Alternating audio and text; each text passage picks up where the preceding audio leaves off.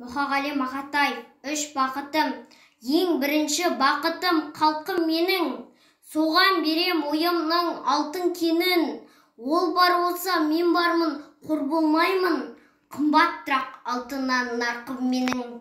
Ал екінші бақытым тілім менің, тас жүректі тілімнен тілімдедім, кейде дүниеден түңілсем де, қасиетті тілімнен түңілмедім. Бақытым бар үшінші отан деген, Құдай деген кім десе отан дерем.